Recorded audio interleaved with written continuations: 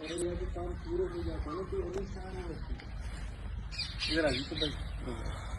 سر سے ہم یہ معلوم کر رہے ہیں کہ اس مسجد کا کیا اتہاس رہا، کیا تاریخ رہی، اوریجنلٹی میں سر بتائیں ذرا۔ السلام علیکم حاجی اسد بھائی اور باقی ساتھیوں۔ ایکچوئل میں ہم میں سے بہت سارے ساتھی اس چیز کو جانتے ہیں کہ ہندوستان میں مغل جو سلطنت تھی اس کے جو فاؤنڈر تھے بابر، ظہیر الدین محمد بابر، ان کے انتقال ہوا اور ان کے 4 بیٹے تھے۔ 4 بیٹوں میں ہم لوگوں کو بہت سارے ساتھیوں کو یہ بھی یاد ہے کہ ان کا سب سے بڑا بیٹا ہمایوں تھا۔ ہمایوں کو انہوں نے اپنا اترادھیکاری بھی گھوشت کیا، بٹ ان کے 3 بیٹے اور تھے، کامران، عسکری اور ہندال۔ ہندال جو ان کا چوتھا بیٹا تھا، جب انہوں نے ایکچوئل میں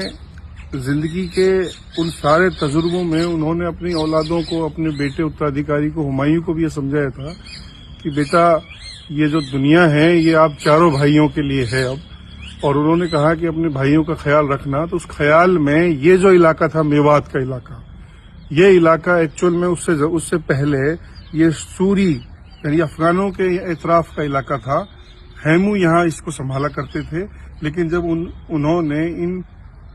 سوریوں سے یعنی شیر شاہ اور اس کے اترادھیکاریوں سے میوات کا علاقہ مغلوں نے جیتا تھا، تو ہندال کو یہاں کا اترادھیکاری بنایا تھا۔ ہندال کی بڑی بات یہ تھی کہ یہ تجارہ کا علاقہ تھا، الور کا یہ سب سے روٹیڈ علاقہ تھا،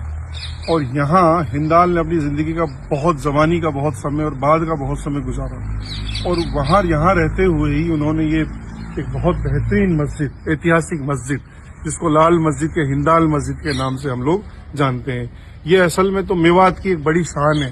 اور آرکیولوجیکل سروے آف انڈیا ساتھیوں آج کل اس کو سنبھالتا ہے۔ بہت سال پہلے تک، یعنی اگر آج کے زمانے میں دیکھیں تو کچھ دشک پہلے تک یہاں نماز بھی ہوتی تھی، جمعے کی نماز یہاں ریگولر ہوا کرتی تھی، لیکن بیچ میں کچھ ویودھان ہوئے تو اب وہ ریگولر بند ہو گئی۔ لیکن یہ ایک بہت ایتہاسک عمارت ہے تھوڑا سا، اور آپ ان کا نرمان دیکھو، یہ پیورلی یہ جو مغل آرکیٹیکٹ جو ہوتے تھے یا آرکیٹیکچر کے آدھار پر جو ہوتا تھا، اس میں کس طرح سے اس کا نرمان ہوا۔ ایک وشال مسجد ہے، اور ان کے یہاں جیسے سامنے والا جو یہ ہم اس کو دیکھ سکتے ہیں، یہاں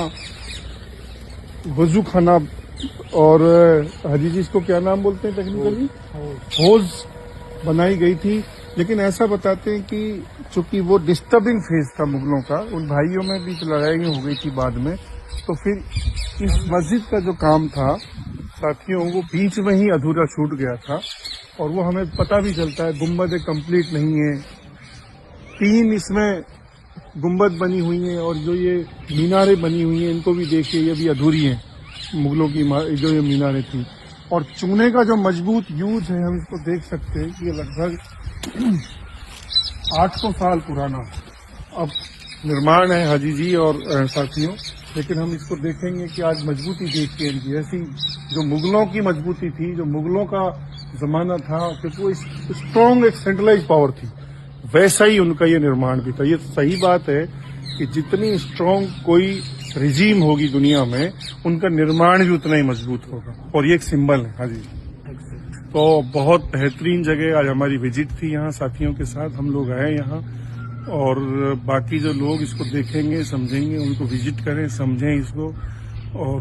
اس کی شان و شوکت علاقائی لوگوں کے لیے بھی ہمارا ایک میسج یہ ہے کہ اپنی وزٹ کیا کریں، آیا کریں، کوشش کیا کریں اس سے جڑنے کی، اس کو سمجھنے کی، اور بہت بہت شکریہ۔